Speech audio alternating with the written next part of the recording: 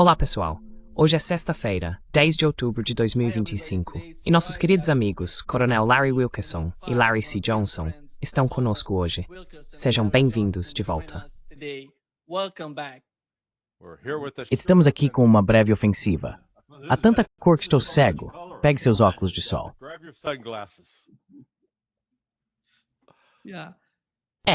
Alguém não tá feliz hoje, Larry. Dá pra imaginar quem é esse cara? Ele não ganhou o Prêmio Nobel da Paz.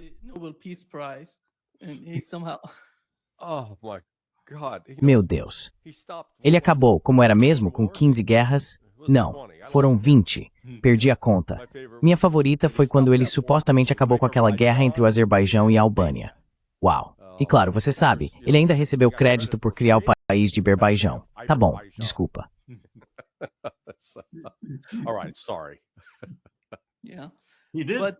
Sim, ele recebeu alguma compensação. Eles deram o prêmio para aquela mulher na Venezuela, que provavelmente é uma das figuras de oposição mais formidáveis, por assim dizer. Então deram a ele esse tipo de, reconhecimento. E deixe-me fazer uma pergunta aqui. Vou começar com você, Larry. Maria Corina Machado, como dizem em espanhol, nós a chamamos de Machado aqui no Brasil.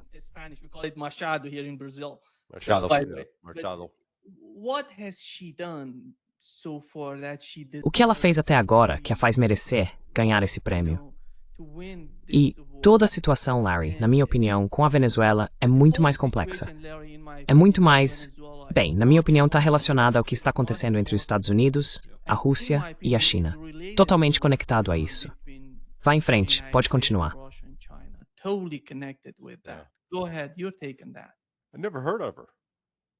Nunca ouvi falar dela.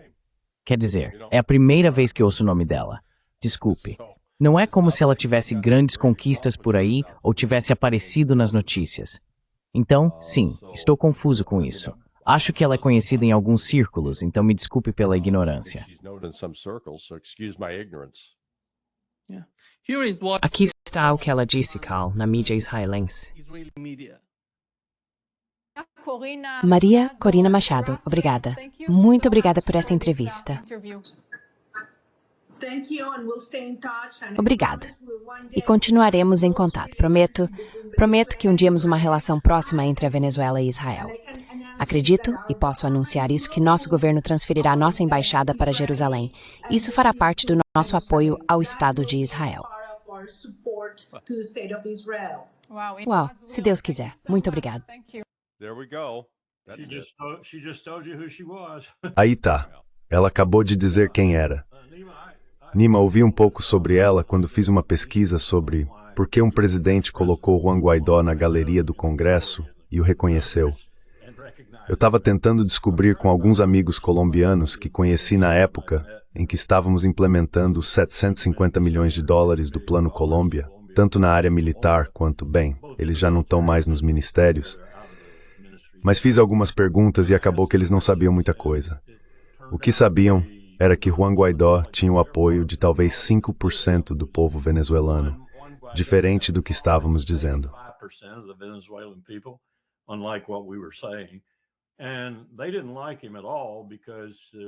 E eles não gostavam nem um pouco dele, porque havia uma certa tensão. Sempre há tensão entre a Venezuela e a Colômbia por causa da migração de um lado para o outro e de outros problemas ao longo da fronteira. Tudo o que consegui descobrir sobre ela foi que tinha ainda menos seguidores. Mas então, avançando para o que Larry e eu temos descoberto sobre Gary Berntsen e esse israelense aliado a ele, que está fornecendo informações à Casa Branca sobre Maduro e sobre Chinoagua. Acho que dá para ver que há uma conexão aí. Ela acabou de confirmar isso ali na tela. É, na pior das hipóteses, uma agente israelense e, na melhor, uma entusiasta de Israel.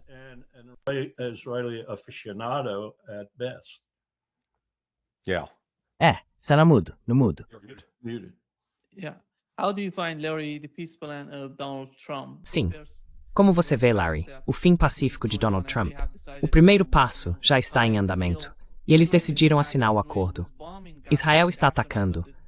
Israel estava bombardeando Gaza logo após a assinatura daquele documento. E acho que é realmente importante entender o que está acontecendo com o governo Trump E qual é a realidade dos Estados Unidos hoje, considerando a situação no Oriente Médio? Aqui, esta tabela mostra como os Estados Unidos gastaram ajuda a Israel em operações no Oriente Médio contra o Irã, o Iêmen e a região mais ampla. Isso chega a cerca de 31 a 33 bilhões de dólares. E eles gastaram esse valor desde 7 de outubro de 2023. Acho que as pessoas em Washington estão se perguntando, o que exatamente conseguimos até agora?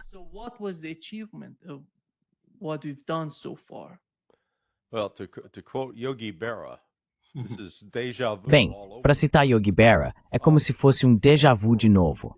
Sabe, as pessoas estão esquecendo, ao que parece, que houve um cessar-fogo que começou em 15 de junho, 5 dias antes de Trump assumir o cargo. Ele levou o crédito por isso, e durou até mais ou menos a primeira semana de março. Durante esse período, tivemos uma troca de reféns, uma troca de prisioneiros. Todo mundo estava comemorando. Agora a diferença desta vez é que há muito mais apoio internacional. Há vários países árabes e muçulmanos falando sobre estar dispostos a enviar tropas para Gaza. Mas no fim das contas, tudo isso é apenas encenação política. But ultimately, this is all political show. It doesn't solve the fundamental issue. Isso não resolve a questão fundamental do genocídio sionista contra os palestinos, porque embora possam estar retirando tropas de Rafah, eles estão atacando colonos na Cisjordânia enquanto estamos aqui conversando. Eles estão matando colonos, os colonos estão matando palestinos e roubando suas propriedades agora. Eles fazem isso diariamente com o apoio do exército israelense. Então, sim, estoure a rolha do champanhe. Temos paz em nosso tempo. A questão para a qual ninguém deu uma boa resposta é: vamos desarmar o Hamas. Boa sorte com isso. Sim, Israel vem tentando há 2 anos. Como isso funcionou? Eles não conseguiram. E alguns dizem, bem, veja como Israel mostrou que prevaleceu sobre o Hamas.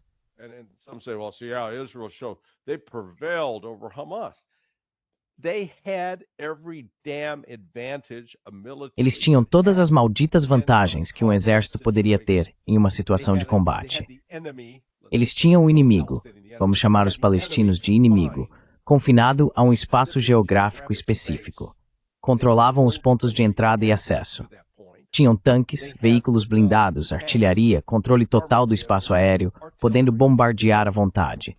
Também podiam usar helicópteros de asa rotativa, pois não precisavam se preocupar muito com mísseis terra-ar. Estavam lutando contra um grupo que, basicamente, tinha fuzis e RPGs, talvez algumas metralhadoras pesadas, mas que não estava bem armado nem bem equipado em comparação com os israelenses.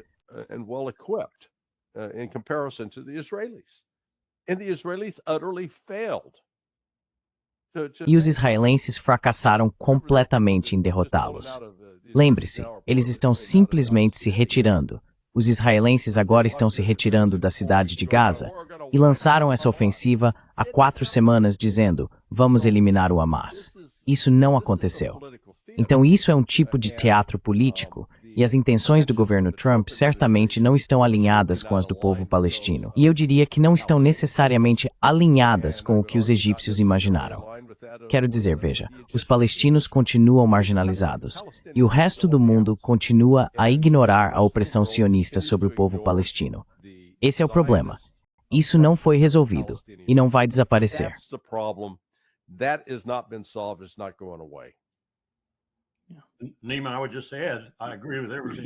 Nima, eu só acrescentaria, concordo com tudo que o Corey disse, e também acrescentaria que não acho que isso esteja de acordo com os planos de Netanyahu. O que estou ouvindo é que as FDI, como o Larry acabou de indicar, levaram uma surra, especialmente neste último esforço na área da cidade de Gaza. Eles estão ficando sem muitos recursos críticos que simplesmente não temos para fornecer e que eles não conseguem encontrar em outros lugares. Ou só encontram em quantidades limitadas. Então ele está tendo que se reagrupar um pouco e se preparar para a guerra que quer travar contra o Irã.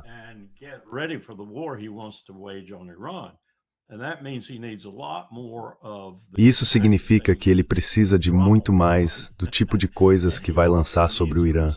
Ele também precisa de uma pausa.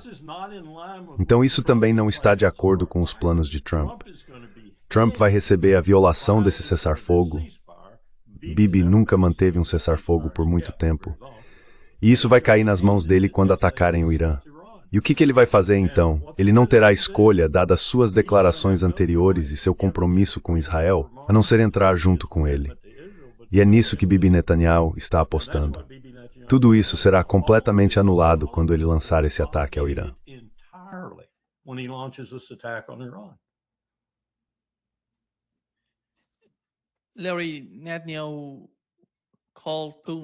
Larry, Netanyahu ligou para Putin e disse que eles não querem atacar o Irã. Você acha que ele está sendo honesto sobre a política de Israel? Ou estão apenas tentando criar algum tipo de calma no Irã? O governo Trump fez algo parecido antes do primeiro ataque israelense ao Irã.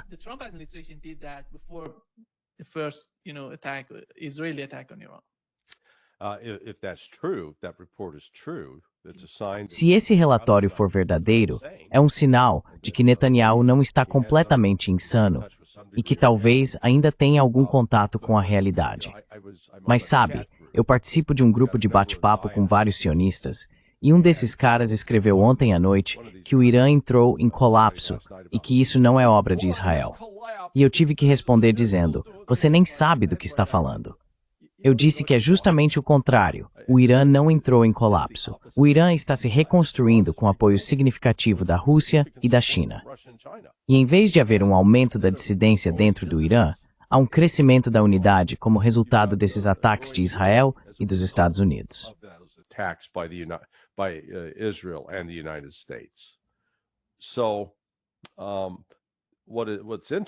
O que me chama a atenção é que Putin está tentando desempenhar um papel construtivo. Não que ele fosse desempenhar um papel destrutivo, mas ele está tentando se inserir nessa situação para ver se consegue evitar que isso saia do controle. Porque acho que ele reconhece que a última coisa de que a Rússia precisa é abrir outra frente de combate, o que certamente aconteceria se Israel decidisse lançar armas nucleares contra o Irã.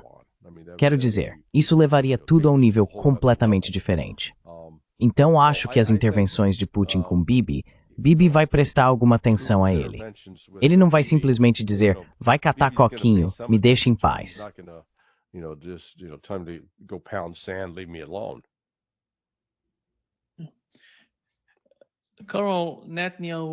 Carl, Netanyahu. Eu simplesmente não consigo imaginar o Netanyahu sem atacar algum país no Oriente Médio. Quero dizer, na sua opinião, Israel conseguiria sequer sobreviver sem atacar outros países, dada a situação atual em que se encontra? Estou falando basicamente sobre o Netanyahu e sua administração.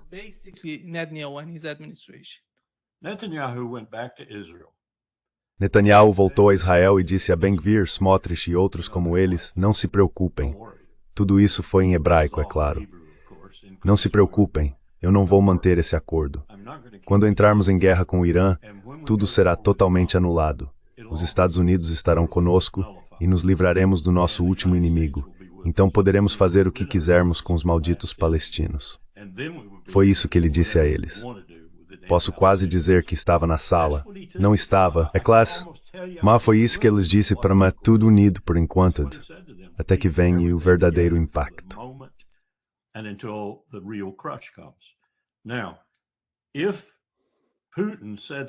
Agora, se Putin disse algo a Netanyahu que eu não fiquei sabendo, e se Netanyahu acreditou nisso, e isso serviu como um fator de dissuasão para ele fazer isso poderia ser mais um elemento, por assim dizer, que o impediria de se envolver totalmente. Mas eu não acho que ele tenha outra maneira de sobreviver. Dá para ver o caminho estratégico que ele acredita levar à sobrevivência, que é entrar em guerra com o Irã, perder essa guerra, ou apenas fingir que está indo. Não acho que ele vá precisar fingir e envolver os Estados Unidos, muda tudo. A dimensão, como Larry acabou de mencionar, que me assusta, é que isso pode tornar a situação tão grave para ambos os países, a ponto de Netanyahu sentir que precisa usar uma arma nuclear. E nós concordarmos com isso.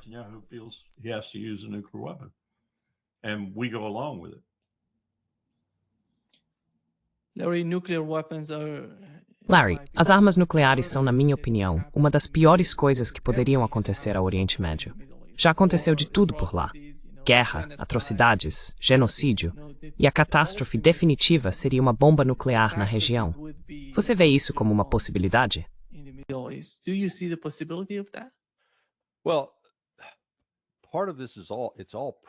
Bem, parte disso tudo se baseia numa suposição falsa.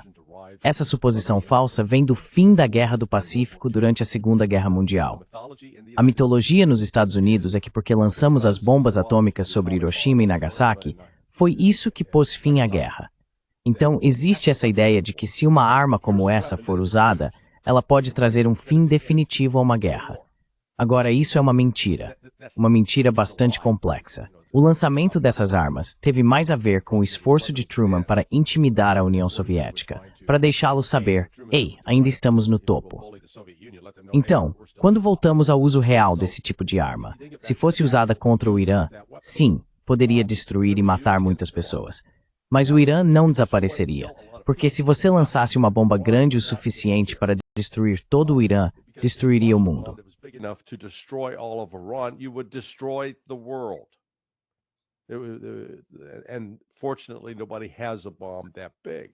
Infelizmente, ninguém tem uma bomba tão grande. Mas isso significa que se o Irã ultrapassar, ou se Israel ultrapassar essa linha e bombardear o Irã com uma arma nuclear, a Rússia e a China se envolverão de uma forma que pode sair totalmente do controle. Não se pode descartar o que países como o Paquistão fariam. Porque veja, o Paquistão não é necessariamente um aliado do Irã, mas veria isso como, se Israel pode bombardeá-los, quem mais eles poderiam bombardear? Quero dizer, isso realmente, acredito eu, colocaria em movimento esforços internacionais que poderiam acabar destruindo Israel. Mas, novamente, quando as pessoas se deixam levar pelas emoções da guerra e da matança, a lógica, às vezes, vai por água abaixo.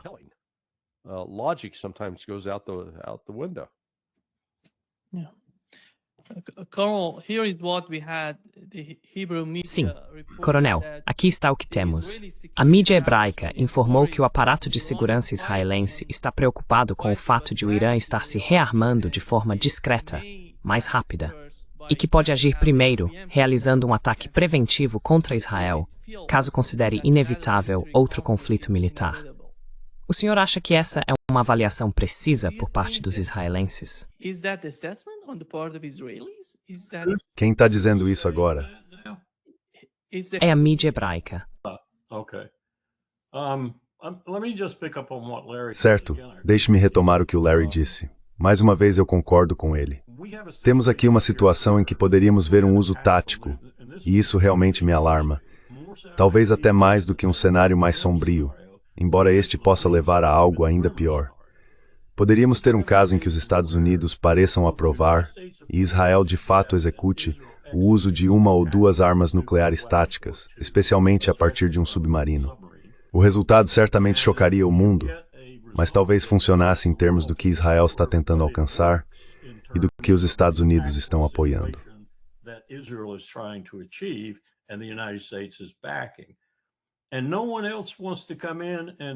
E ninguém mais quer entrar e ampliar isso de forma alguma, em nenhum aspecto ou formato.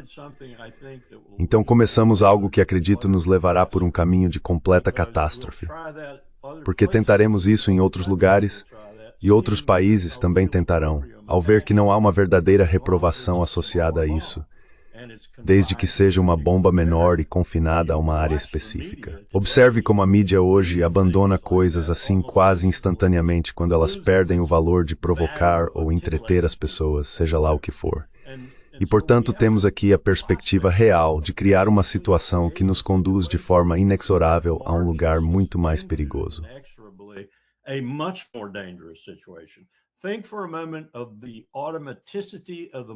Pense por um momento sobre a automaticidade dos planos de mobilização da Rússia, da Alemanha, da França e da Grã-Bretanha nos anos e meses que antecederam o início efetivo da Primeira Guerra Mundial. E como essa automaticidade levou, você sabe, a uma guerra que ninguém realmente havia previsto. Uma guerra que produziu um número de baixas jamais visto até então. Acho que é o mesmo tipo de mecanismo em ação aqui.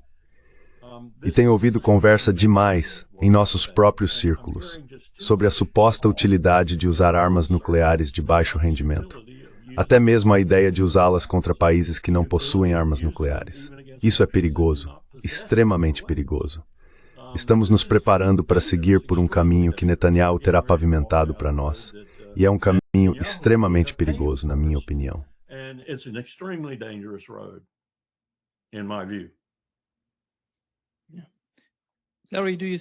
Larry, você vê a possibilidade de o Irã realizar um ataque preventivo contra Israel? Larry, seu microfone está no mudo. Larry, you're muted. Sorry about that. Desculpe por isso. Não, eu não vejo o Irã fazendo isso de forma alguma. Em primeiro lugar, isso vai contra os princípios de sua fé islâmica. Islamic faith. Não está na natureza, Yupfe. Yeah. They don't have a history. Eles não têm histórico de lançar ataques preventivos contra ninguém. Isso é coisa de Israel. Além disso, acho que se o Irã fosse fazer algo assim, a única maneira seria com a permissão total da China e da Rússia. Porque se fizessem sem o apoio da China e da Rússia, acabariam afastando essas duas nações que realmente têm defendido o Irã. Então sim, qualquer um que levante essa questão está apenas tentando criar mais uma desculpa para lançar um ataque contra o Irã. Certo. Temos que atacá-los porque eles vão nos atacar. We got to attack them because they're going to attack us. Isso soa como Mabel Pergerslat. Yeah. Sim. Larry, did you see this tweet of Laura? Larry, você viu esse tweet da Laura Loomer, uma das influenciadoras pró-Israel no X? Ela está conectando o caso de Charlie Kirk à China. Diz que a China está por trás de alguns grupos relacionados à investigação do FBI. Não é estranho, Larry? O caso de Charlie Kirk. Com o passar do tempo, parece que há tantas coisas. Por que eles precisam envolver a China no caso de Charlie Kirk? Why do they need to bring China in for the case of Charlie Kirk? Because Israel's on the Zionists are in trouble. Porque Israel, bem, você sabe, os sionistas estão com problemas. Candace Owens divulgou o que chamou de prova irrefutável, e isso foi confirmado pelo porta-voz da Turning Point USA, de que 2 dias antes de ser assassinado, executado, Charlie Kirk disse: "Chega de sermos pró-Israel." O movimento Turning Point USA, os jovens que estão entrando nele, estão cansados dessa contínua reverência diante do trono dos sionistas. E na noite anterior à sua morte, houve uma... Não sabemos o conteúdo exato, mas foi entre um repórter sionista, chamado Josh Hammer, e um rabino, que era meio que o agente do Mossad responsável por Charlie Kirk.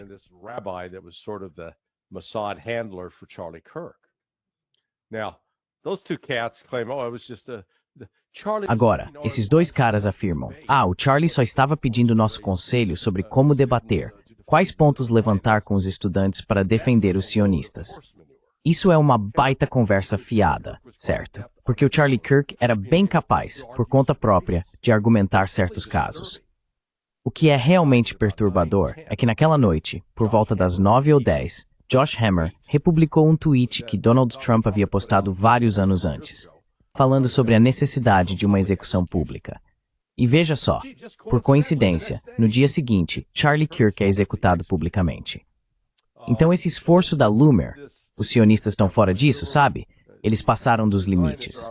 Acho que um número crescente de americanos está de saco cheio daquele paizinho desagradável ditando qual vai ser a nossa política.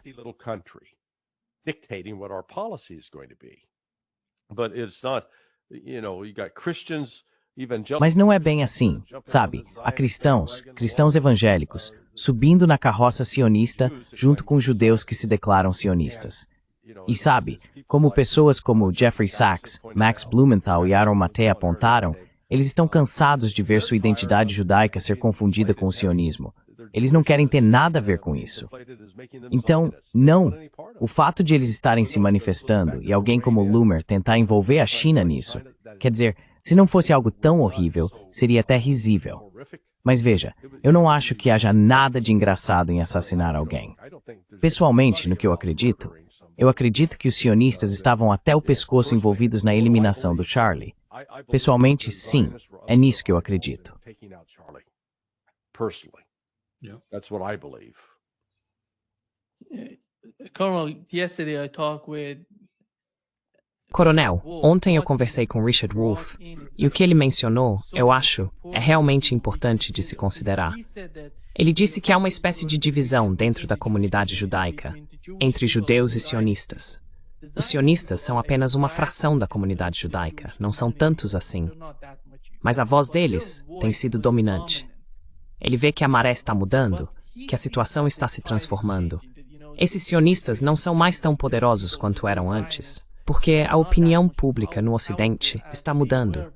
E o AIPAC e esses grupos sionistas não podem fazer muito a respeito. Observando o que aconteceu na Alemanha, de acordo com uma pesquisa, 3 em cada 5 eleitores lá acreditam que o que está acontecendo em Gaza é genocídio. E olhando para as pesquisas nos Estados Unidos, aqui está o que a CNN relatou.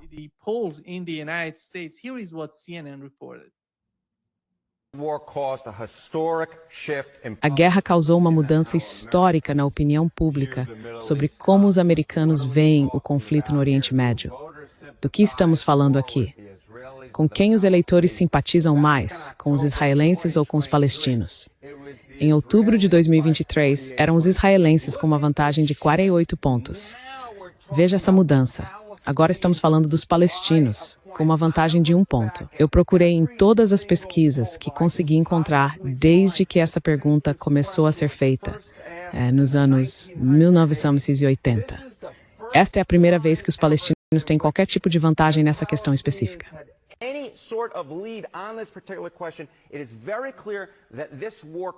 Está muito claro que esta guerra causou uma mudança histórica de afastamento da posição israelense no conflito do Oriente Médio e de aproximação com os palestinos, quando se trata de com quem os americanos e os eleitores simpatizam.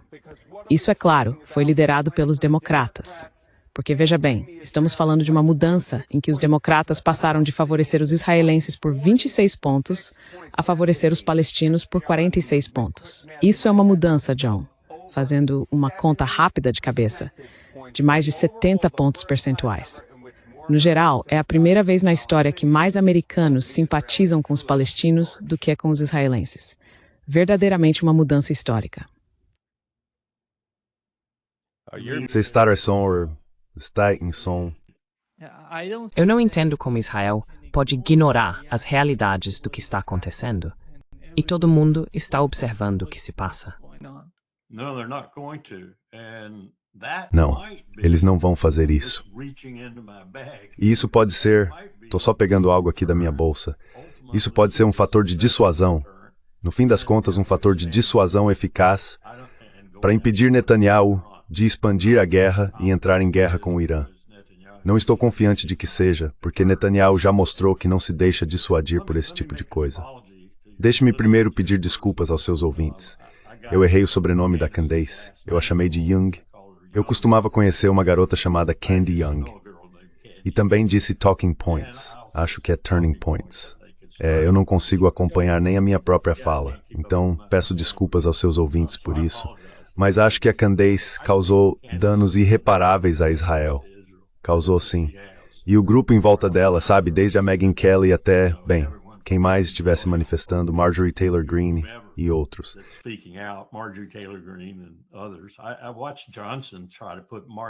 Eu vi Johnson tentar colocar Marjorie Taylor Greene em seu devido lugar em relação ao imbróglio do orçamento. Ele não fez um bom trabalho. Aquele sujeito bajulador, você sabe, o tal filho da mãe, que é o nosso presidente da Câmara.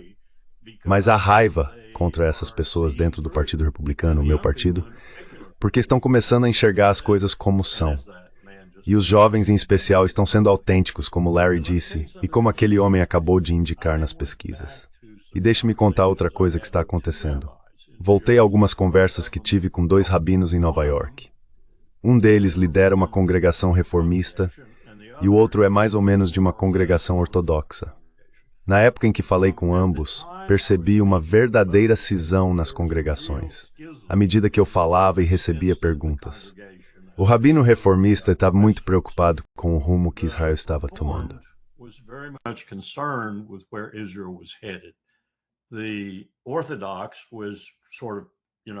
Os ortodoxos diziam algo como: vocês não estão realmente nos dizendo a verdade. Estão mentindo para nós. porque o que está acontecendo, podemos ver claramente, é que Israel está triunfando, e assim por diante. Isso mudou completamente agora. E há pessoas me dizendo que a maior causa do antissemitismo no mundo neste momento, o que nos apavora, até mesmo nos Estados Unidos, onde temos uma população grande e bem-sucedida, é Netanyahu. Eles estão preocupados, estão muito apreensivos. Então acho justo dizer que há uma maioria considerável de judeus americanos que não gostam do que Israel está fazendo, e não gostam do que isso está fazendo com eles e com o lugar que ocupam neste país tão confortável. E isso vai aumentar o impulso para nos afastar de Israel.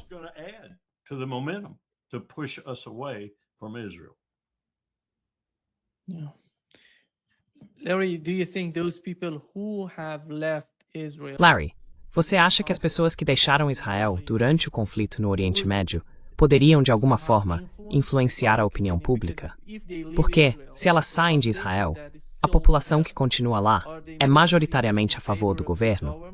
Elas vão estar, em sua maioria, alinhadas com as políticas de Netanyahu e de sua administração? Ou ainda teremos a mesma situação que, no fim das contas, não muda tanto assim a realidade de Israel?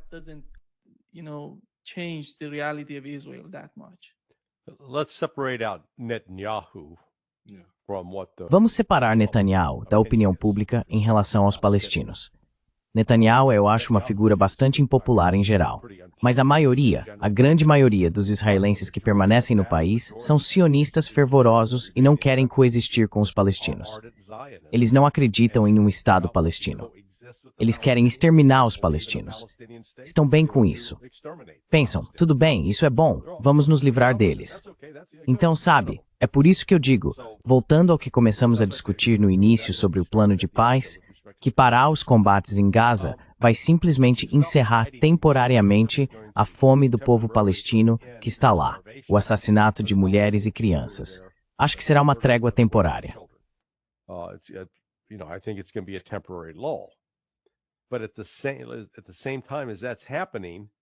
Mas ao mesmo tempo em que isso acontece, os israelenses continuam sua ofensiva para roubar terras dos palestinos. É a terra deles. Eles estão atacando, destruindo seus olivais, e o resto do mundo fica parado, sem dizer nada. Então Israel vai continuar fazendo isso até que em algum momento aquele grupo de palestinos se levante e comece a atacar. E aí vamos ouvir mais sobre, veja, o Hamas, eles são apenas um bando de terroristas. Sabe, quando as pessoas lutam para defender sua terra, isso é algo de que historicamente nós, americanos, nos orgulhávamos muito, desde que não fôssemos nós roubando terras dos índios. Mas quando os índios americanos revidaram, isso era ruim. Então, sabe, tudo depende do ponto de vista de quem observa.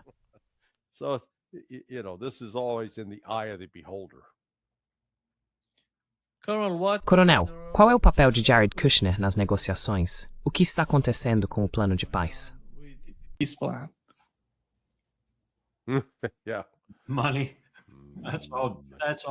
Dinheiro. É só nisso que Jared Kushner está interessado, assim como o pai dele. Aliás, um dos rabinos a que me referi, não vou mencionar nomes aqui, conhecia muito bem o pai dele. Uma vez ele ofereceu ao rabino, acho que $100 mil, para influenciar sua sinagoga, e o rabino não aceitou o dinheiro. Depois ele me contou por que não aceitou. Ele conhecia muito bem o pai de Jared Kushner. Acho que a maçã não caiu muito longe da árvore no caso do Jared. Ele se interessa por dinheiro. Dinheiro, dinheiro. Tudo que gera dinheiro ele apoia, e tudo que prejudica seu dinheiro, ele é contra.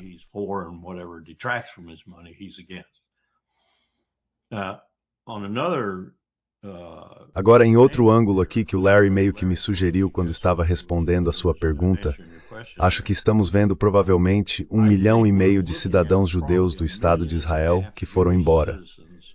Agora, essas eram as pessoas que tinham dinheiro.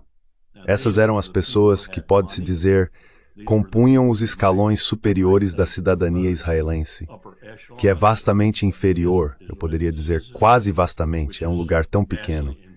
As outras pessoas que estão em Israel agora, os outros 7 milhões e meio que são palestinos, palestinos árabes, palestinos cristãos, ou outro tipo de israelense que não seja judeu. Então você tem essa maioria meio que se formando, mas eles estão intimidados. Eles estão intimidados.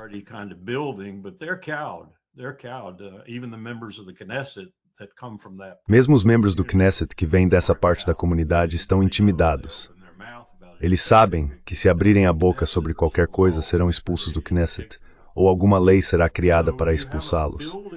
Então, há uma situação crescente dentro de Israel propriamente dita agora, que mostra que há menos judeus que são, digamos, talvez um pouco simpáticos à situação palestina, ou pelo menos de forma humanitária, não gostam do que está acontecendo. E essa é parte da razão pela qual eles foram embora.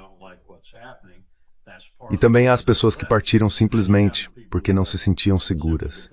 E isso vai aumentar, eu acho, enquanto a situação continuar. E não acho que isso vá parar.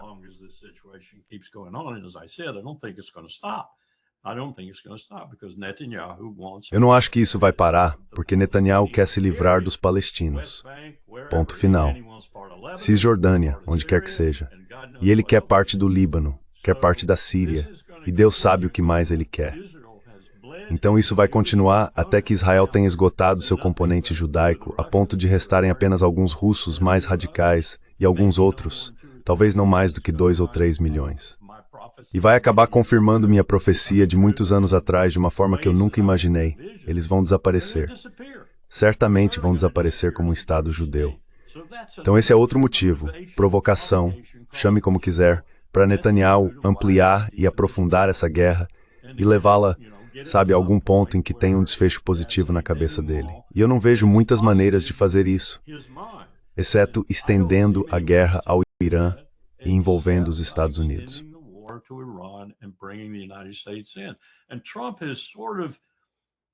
E o Trump meio que bateu o pé nisso de um jeito meio estranho outro dia, quando sugeriu que tropas americanas estariam envolvidas. Ele não apenas agradeceu aos militares pela participação nas negociações, por assim dizer, o que eu achei que fosse uma tentativa dele de recuperar algum prestígio com os militares, prestígio que ele perdeu em Quântico e muito, mas eu acho que é um componente militar dos Azuás nesse acordo. É pequeno por enquanto, pelo que estou ouvindo, mas ainda assim existe. O que diabos isso significa? Que vamos colocar tropas em solo em Israel, em Gaza ou onde quer que seja? É só para garantir que Netanyahu mantenha o cessar-fogo ou é algo mais sinistro? Eu não sei, mas parece que isso vai ganhar alguns novos ingredientes nos próximos 30 a 45 dias. Ainda assim, eu acho que estamos caminhando para uma guerra com o Irã.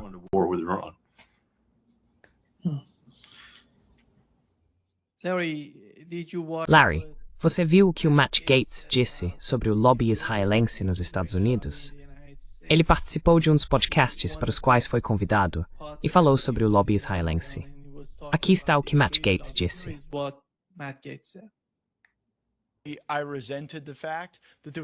Eu me ressentia do fato de não haver nenhuma valorização da nuance. Tipo, se você fizesse qualquer pergunta sobre alguma decisão do governo israelense, sobre assentamentos, Gaza, o que fosse, já era visto como alguém que tinha saído do script. E eu simplesmente, em qualquer área de política, eu sentia ressentimento por isso. Depois vi como a AIPAC funcionava, e aquilo era estranho para um advogado do interior como eu. Lembro-me da minha primeira recepção da AIPAC. Seu arrecadador de fundos diz que você tem que ir, seu chefe de gabinete diz que você tem que ir, o presidente do seu comitê diz que você tem que ir. Você chega lá, usa um crachá e lembro que havia um código QR nele. O que devíamos fazer era conversar com os doadores e, se eles gostassem de você, escaneavam seu código QR para fazer uma doação na hora. Dá para imaginar o quão desmoralizante é ser informado de que seu trabalho pelas próximas horas é ficar puxando conversa com as pessoas, torcendo para que elas te escaneiem como uma lata de sopa de tomate na saída da reunião? É como literal state de testar comprado. Certo? Eu não tinha ouvido isso, mas poxa, não estou surpreso. Como você pode imaginar esse Spring Space for o Spiel colocar em primeiro lugar?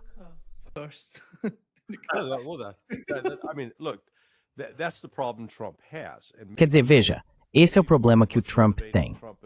E talvez parte do que está motivando o Trump em direção ao que parece ser uma espécie de mudança, mas eu não aposto muito que seja algo permanente, é que a mensagem América em primeiro lugar dele era um componente importante de sua base, a base MAGA.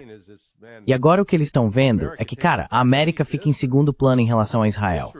É Israel em primeiro lugar. E eles estão dizendo, não vamos aceitar isso. Sabe, o Tucker Carlson tem sido muito franco sobre isso. O Steve Bannon fala abertamente sobre isso. A Marjorie Taylor Greene também fala abertamente sobre isso.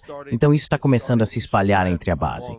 E sim, há aqueles outros políticos, como Mike Johnson, que são comprados e pagos pelos israelenses, que vão resistir a isso. Mas há uma mudança profunda em andamento nos Estados Unidos. E eu acho que os, bem chamá-los de sionistas pensantes, reconhecem seu repertório real por capacidade de controlar o povo neste país.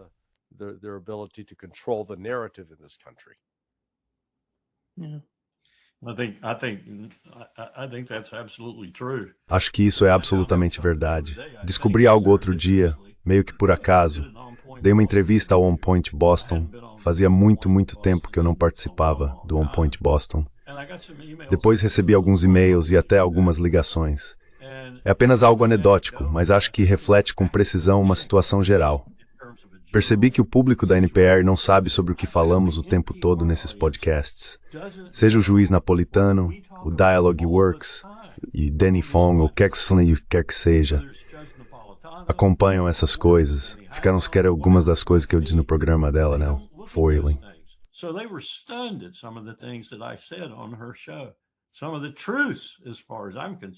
Algumas das verdades, pelo menos na minha opinião, eu revelei no programa dela. Então isso está acontecendo agora também.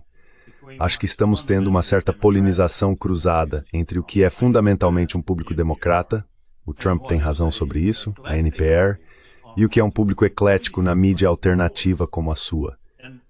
E isso está alimentando um ao outro, sabe? Está indo e voltando, se polinizando mutuamente. Acho que vamos ter um movimento de base ainda maior de pessoas como a Marjorie Taylor Greene.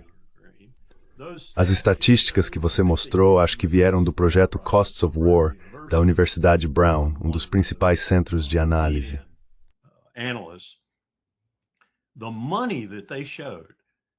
O dinheiro que eles mostraram que gastamos no Iêmen, o ataque ao Irã e Israel está chegando ao conhecimento dos contribuintes americanos. Sim, e eles estão começando a entender o que estamos fazendo.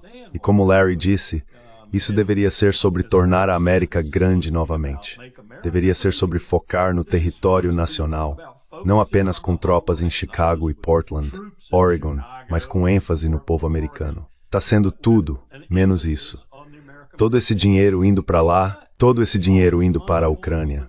Isso está penetrando na consciência do americano médio agora, seja ele republicano, democrata ou independente.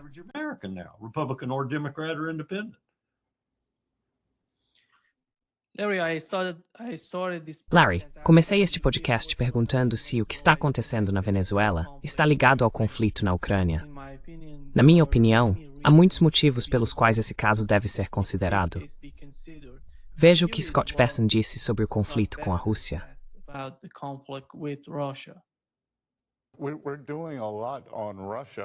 Estamos fazendo muito em relação à Rússia, mas os verdadeiros culpados aqui têm sido a China e a Índia, quando se trata de comprar petróleo russo. Eles estão mantendo a máquina de guerra russa funcionando. Colocamos uma tarifa de 25% sobre o petróleo russo vindo da Índia. E acho que em breve veremos um reequilíbrio, em que eles comprarão menos petróleo russo e mais petróleo americano. Se fizéssemos o mesmo com a China, acredito que a guerra terminaria rapidamente. Mas precisamos que nossos aliados da OTAN e da Europa se juntem a nós. Trata-se de fontes e usos. A fonte do dinheiro da Rússia é esse petróleo, e a China é a principal compradora dele.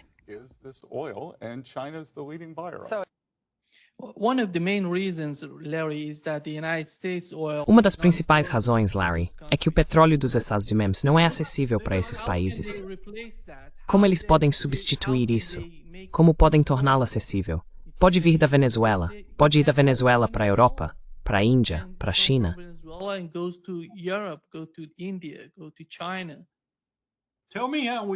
Me diga como fazemos. Essa é uma questão fundamental, talvez só seja ignorante. Como fazemos o petróleo russo ficar mais caro?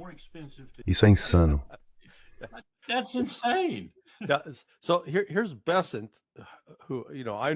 Então aqui está o Besson, e eu realmente conheço alguém que é amigo dele. Ela sempre disse, ele é um cara muito inteligente. Esse foi um dos maiores exemplos de burrice que eu já vi. Primeiro, se você reduz a oferta de petróleo que sai da Rússia, você reduz a oferta global. Mesmo em uma aula introdutória de economia, ensinam que, se você reduz a oferta de algo, o preço sobe, não desce. Segundo, a Índia está pagando pelo petróleo russo com yuans chineses. Eles não estão usando dólares americanos. Besson, acorda, pelo amor de Deus. E não é só isso. Além do fato de que ele está completamente errado sobre a importância das exportações de petróleo russas para a economia deles.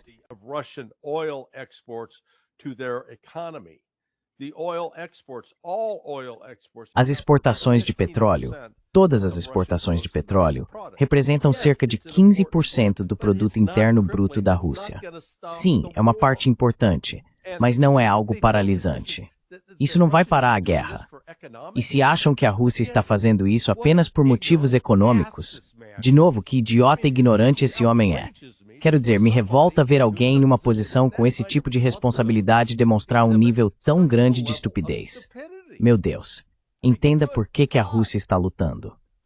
E se você não entende por que a Rússia está lutando, então acaba inventando essas besteiras absurdas. Se a China e a Índia simplesmente pararem de comprar o petróleo deles, a guerra vai acabar. Sabe, tire a cabeça desse buraco fundo e escuro onde você a enfiou.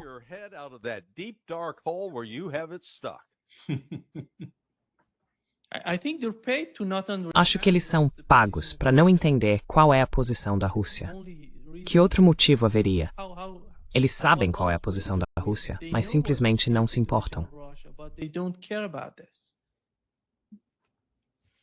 Estamos saindo, ou por Coronel? Coronel, pergunte novamente, por favor. A questão é que Larry disse que eles não entendem. Acho que eles entendem toda a situação com a Rússia. A Rússia tem sido muito clara sobre seu principal objetivo na Ucrânia e as causas fundamentais do conflito lá. Mas Besson não se importa com o que a Rússia está pensando.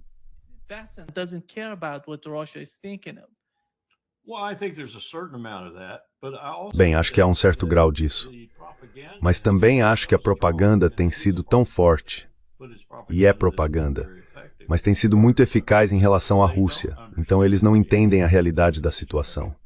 Eles não entendem que Putin está interessado em uma coisa, e apenas uma, em relação à Ucrânia. E isso é a própria segurança dele. E que a Ucrânia e a OTAN ameaçam essa segurança, pronto, estou fazendo a operação militar especial para eliminar essa ameaça. Eles não entendem a simplicidade disso porque estão tão profundamente envolvidos na duplicidade de fazer parecer o contrário que acabam acreditando nas próprias mentiras. E Kellogg é um exemplo perfeito disso. Exemplo perfeito.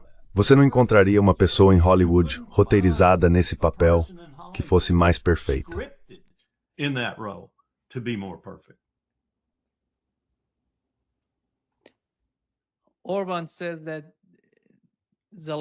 Orbán diz que Zelensky e sua administração estão tentando derrubar seu governo na Hungria. Zelensky se tornou tão poderoso que pode enfrentar Orbán e sua administração lá.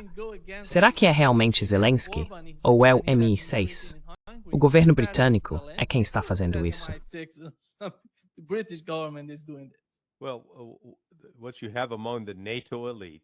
Bem, o que existe entre a elite da OTAN é um pânico crescente, porque a campanha da Rússia está acelerando, não desacelerando. Mesmo com a Sputsa, a estação das chuvas, já tendo chegado, a chuva está caindo, transformando os campos em lama e tornando-os um tanto intransitáveis. Os russos estão intensificando seus ataques. Na noite passada, eles apagaram as luzes em Kiev. Quero dizer, tudo na margem esquerda de Kiev ficou no escuro. Eles também atingiram Kremenchuk e Zaporizhia, uma usina termoelétrica, a outra uma usina hidrelétrica.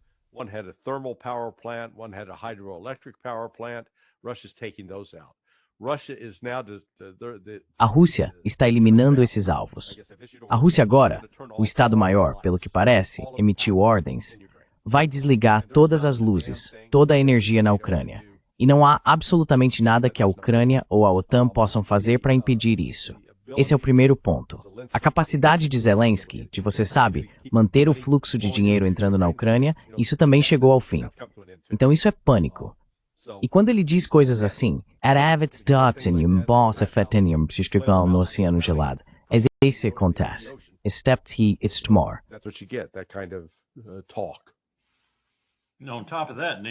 A Nima, Merz está com cerca de 30% na Allianz.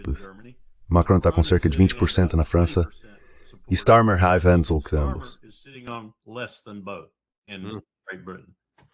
Sim, a minha resposta padrão sobre isso tem sido que se alguém tivesse uma escolha, uma oportunidade, digamos, ei, vamos te dar uma reunião. Você pode almoçar com Merz, Macron e Starmer, ou pode fazer uma colonoscopia. A pessoa escolheria a colonoscopia, certo?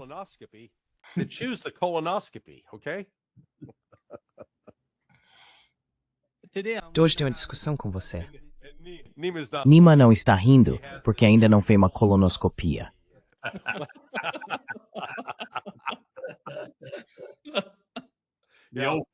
Do jeito antigo também. Para toda a galera com menos de 40 anos que nunca fez uma colonoscopia, vamos colocar assim. Não é nada agradável.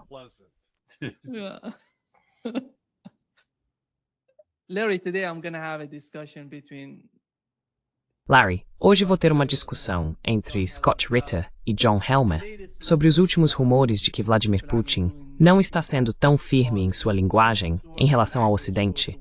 Seus avisos ao Ocidente no conflito na Ucrânia. Basicamente, trata-se do uso de mísseis Tomahawk, porque muitas pessoas estão preocupadas que esses mísseis possam escalar a situação na Ucrânia de uma forma que ninguém conseguiria reverter, caso isso aconteça. Qual é o seu entendimento sobre a estratégia da Rússia? Você acha que é apenas uma questão de Vladimir Putin falar dessa maneira? Ou faz parte de uma grande estratégia do governo? Eles parecem saber o que dizer. Quais são os principais pontos para explicar à opinião pública? Qual é a sua opinião sobre isso? Putin é o presidente, mas não é ele quem toma as decisões militares. Sabe, essa tendência que temos no Ocidente.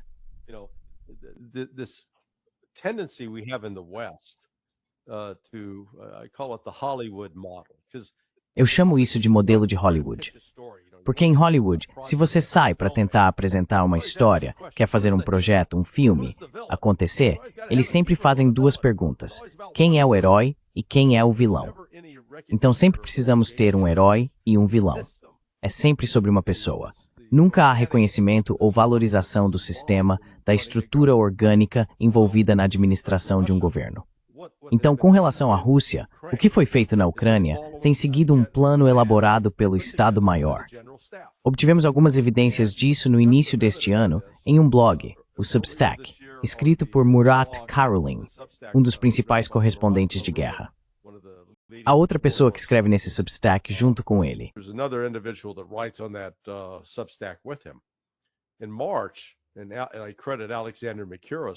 Em março, e dou crédito a Alexander Mercouris por ter apontado isso no The Duran, uma pessoa que escreve no Substack de Murat explicou o que a Rússia faria nos 6 meses seguintes. E eis que, 6 meses depois, é exatamente o que esse cara descreveu. Isso mostra que se trata de um plano do Estado-Maior. O principal trabalho de Putin é administrar as relações com outros países, não colocar a Rússia em uma guerra se isso puder ser evitado. Mas, como no caso da Ucrânia, a Rússia ficou sem escolha por causa das ações da OTAN em relação à Ucrânia. Então essa ideia de que, Putin está com problemas porque não está sendo agressivo o suficiente em público ou duro bastante com os Estados Unidos, simplesmente não é assim que as coisas funcionam.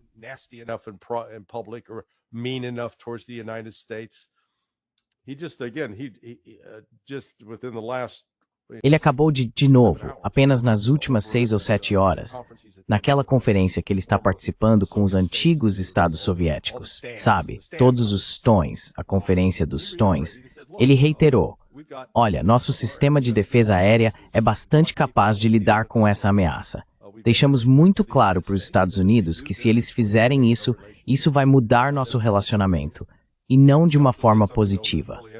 Ele também disse algo realmente interessante. Ele continuou: sim, temos uma nova arma. Ainda não a anunciamos. Ela ainda está sendo testada, mas funciona.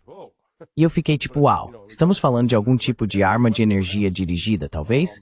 Mas o Putin, ele não está irritado. Não está. Compare o comportamento dele, a maneira como ele se porta, com a de Zelensky. Zelensky está em pânico. Zelensky's panicked. Zelensky looks like a rat cornered, nervous and... Zelensky parece um rato encurralado, nervoso e inquieto. Putin tem estado bastante relaxado. Então essa ideia de que, sabe, eles já não tiveram o suficiente de Medvedev como exemplo, é simplesmente tola. Acho que Putin está agindo de forma responsável, como um líder deve agir, mas ele não é um ditador. Ele não é alguém que precise ter esse culto à personalidade em torno de si. É um sistema muito mais colegiado. Sabe, quando ele coloca Belousov na posição de ministro da Defesa, ei, faça isso funcionar e coloque tudo em ordem. Ele delega a Gerasimov os assuntos militares. E pode anotar o que eu digo. Eles deixaram claro que vão tomar Odessa, vão tomar a Transnistria e acabarão controlando toda a terra a leste do rio Dnieper. E isso será até o final do próximo ano.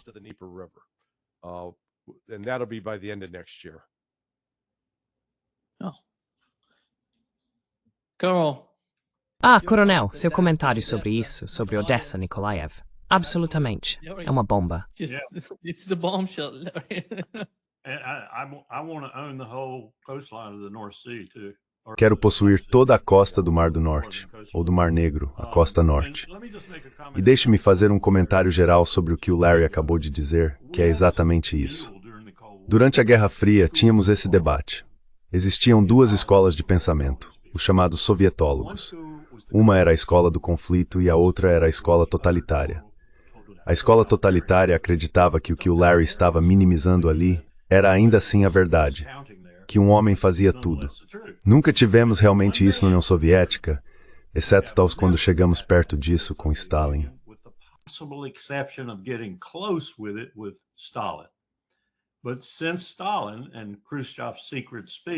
Mas desde Stalin e o discurso secreto de Khrushchev, nem mesmo aquele era um governo totalmente totalitário.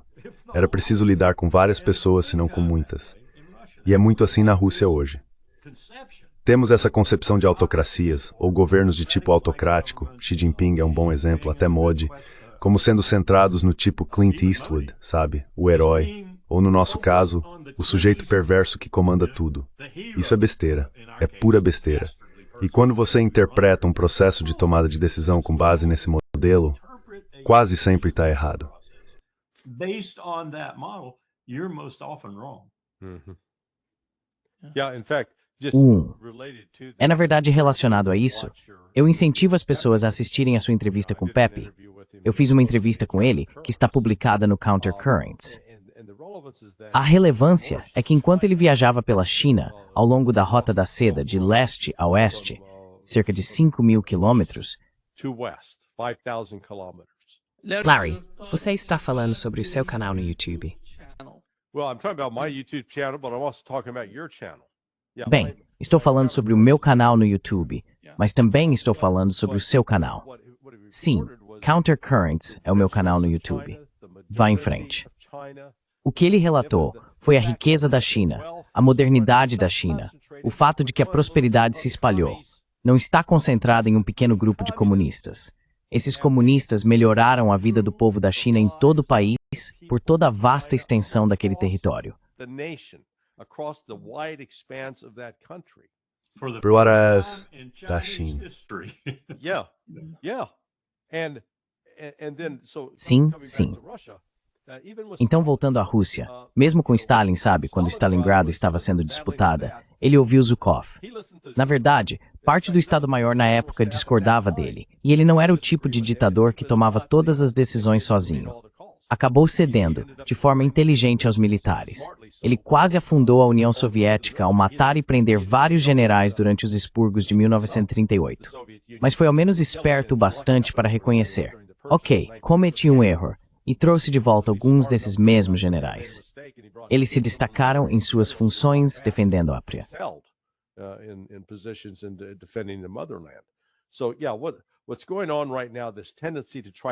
Então, o que está acontecendo agora é essa tendência de personalizar demais as coisas.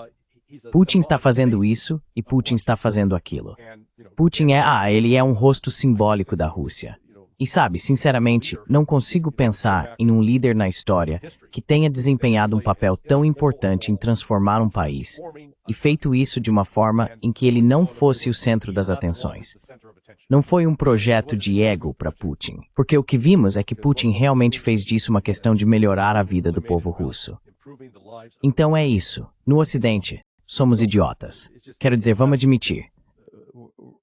We're morons. I mean, let's admit it. You know, we think in terms of half-hour comedy. Sabe, nós pensamos em termos de sitcoms de meia hora ou dramas de televisão, e não gostamos de realmente refletir sobre as nuances do que estamos presenciando.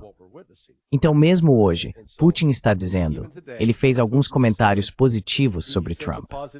Eles são, na verdade, um grande contraste com o que o vice-ministro das Relações Exteriores, Sergei Ryabkov, disse na segunda-feira em um discurso na Duma, em que foi muito crítico, dizendo: "Ei, não estamos fazendo nenhum progresso desde o encontro no Alasca em relação à melhoria das relações diplomáticas." Então, Putin ainda está tentando manter a porta aberta, não fechá-la de vez.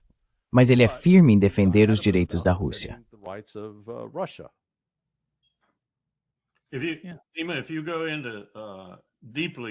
Se você se aprofunda em Clausewitz, e eu escolho apenas porque sei mais sobre ele do que sobre a Alemanha ou alguns dos outros teóricos da guerra, se você realmente estuda suas palavras em diferentes partes da guerra, sobre o príncipe, sobre o líder, sobre a pessoa que faz toda a diferença no mundo, é claro que para Clausewitz o ideal era Napoleão, tanto o príncipe quanto o guerreiro em um mesmo indivíduo. Assim, não é necessário haver comunicação, o que às vezes é um problema entre o líder político e o líder militar. O que ele descreve em termos de personalidade, competência e brilhantismo e assim por diante, é hoje personificado em Putin, a maneira como o príncipe deve agir e a maneira como o exército sob esse príncipe deve agir. E isso deve ser algo terrível de perceber num relance, de forma intuitiva, quando você é Donald Trump ou qualquer outro líder no cenário mundial neste momento. Porque ele é Stranis Geris.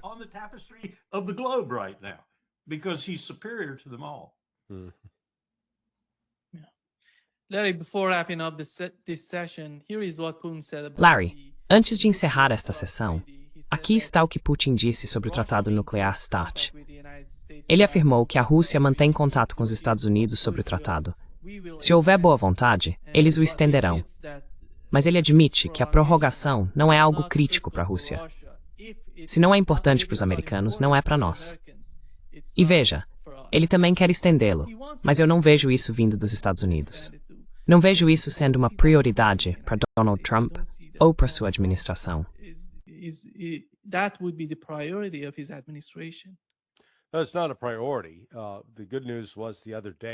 Não, isso não é uma prioridade. A boa notícia é que outro dia, quando o assunto foi levantado, Caroline Leavitt reagiu positivamente. Trump, você sabe, também reagiu de forma um tanto positiva.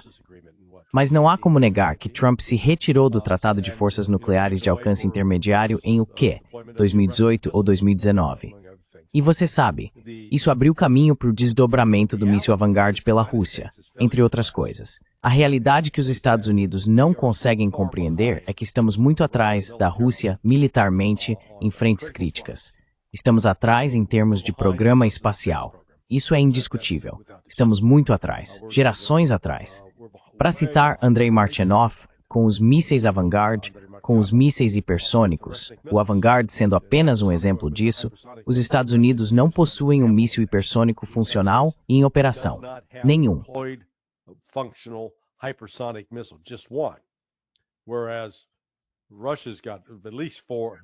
Enquanto isso, a Rússia tem pelo menos 4 variedades, e seja lá o que Putin diga que estão desenvolvendo agora, eles já estão prontos para anunciar. É apenas uma questão de tempo. Em termos de competência real das forças militares em campo, os russos vêm lutando contra uma força por procuração da OTAN há o quê? 3 anos e meio, e estão prevalecendo sobre ela. Enquanto isso, Os Estados Unidos lutaram no Afeganistão por mais de 20 anos e não conseguiram encerrar aquela guerra. E mais recentemente não conseguimos deter os Houthis, por exemplo. Então, essa história de que os Estados Unidos têm o melhor exército de todos, é pura ilusão. Mas sabe, a realidade vai nos acordar. E eu acho que o alerta vai vir primeiro na frente econômica e depois isso vai se espalhar e enfraquecer o lado militar. That will trickle over and undercut the military side. I would just add delusional and dangerous.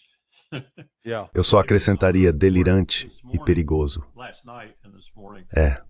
Se você viu o relatório de ontem à noite e desta manhã sobre os novos campos solares no Tibete, que os chineses construíram em grande altitude, onde são 10 vezes mais eficientes, e os campos que eles têm lá, e se você sabe algo sobre o que a China está fazendo em relação à crise climática, e basicamente a energia regenerativa e segura, eles estão tão à nossa frente que chega a ser lamentável. É absolutamente lamentável o quanto estamos atrasados.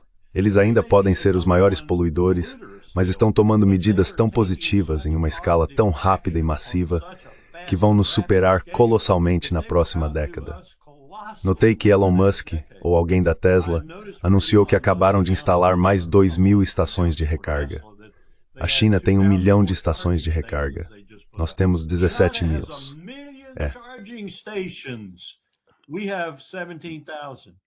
Na verdade, Pepe mencionou isso, Larry, durante a conversa que tive com ele. É inacreditável como a China está crescendo, enquanto simplesmente ignora todas essas guerras intermináveis sobre as quais continuamos falando. Essas guerras intermináveis, dia após dia. E como o Larry estava dizendo, o cidadão chinês médio agora pode pegar um trem rápido, que é maravilhosamente equipado e confortável, e pode ir para onde quiser na China e voltar em um tempo razoável. É um país incrivelmente bem-sucedido.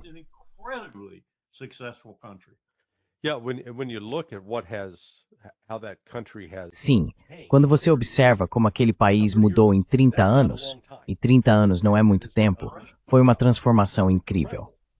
Enquanto isso, nós aqui nos Estados Unidos continuamos convencidos de que somos os melhores. E ainda assim, nossa infraestrutura está desmoronando. Nosso tecido político está sendo dilacerado e a própria base da nossa sociedade, especialmente em termos de educação, está se deteriorando. O que acho interessante, e isso abre todo um outro tema que poderia levar a conversa em outra direção, é que sempre enfatizamos no Ocidente que a religião é muito importante para o desenvolvimento da sociedade. Pois bem, isso não explica a China. Veja, a China não tinha nenhuma religião central. China was without any central religion. It was, as you know, I asked Pepe about this too, and sabe, eu também perguntei isso ao Pepe, e ele disse que é uma combinação de meritocracia. Eles queriam os melhores. Você tinha que provar seu valor. E então, o Partido Comunista como existe, a variante chinesa dele, acabou sendo bastante voltado para resultados. Eles não enriqueceram apenas a classe governante como fazemos aqui nos Estados Unidos. Tratava-se de enriquecer toda a sociedade e reconhecer que isso era, na verdade, algo inteligente a se fazer. Sabe, isso é um tanto revolucionário. Se isso se tornar a face do comunismo, vai ser uma força muito poderosa e atraente ao redor do mundo. E haverá pessoas rejeitando a democracia, porque tudo que é corrupção e caos.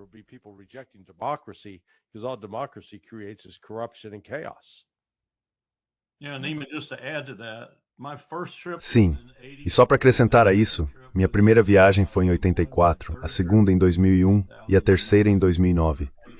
As mudanças de 84 para 2001 foram impressionantes, mas as de 2001 para 2009 foram inacreditáveis. E posso imaginar se eu voltasse hoje, porque tento me manter atualizado sobre lugares como Xangai e outros, lendo sobre eles.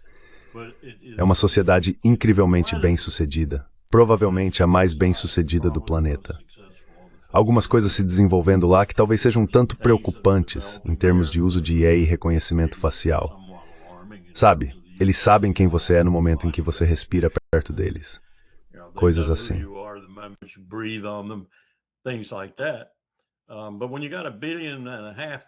Mas quando você tem 1,5 bilhão de pessoas, você quer manter a ordem. Você quer manter a sociedade funcionando e avançando. Isso provavelmente faz parte da questão. E eu concordo com o Larry que a democracia liberal talvez não seja a melhor forma de fazer isso. Não tenho certeza de qual é a melhor forma, mas talvez não seja o que chamamos de democracia liberal e o que temos exportado e transformado em arma nos últimos 25 ou 30 anos. É algo incrível o que eles fizeram e é incrível o potencial que eles têm, especialmente em relação ao resto do mundo.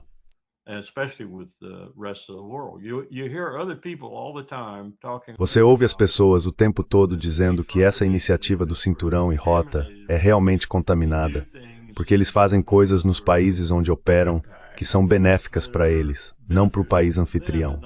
Não é isso que estou vendo, nem o que estou ouvindo. Há alguns problemas sim, mas o que está acontecendo nesses lugares, quando você passa pela Ásia Central, Samarcanda, Dushanbe, Tashkent, dá para ver o impacto. E essa ideia que o Erdogan tem, de que vai reverter o fluxo e fazê-lo seguir na direção oposta. Boa sorte, Sr. Erdogan, porque o senhor vai encontrar um gigante vindo em sua direção.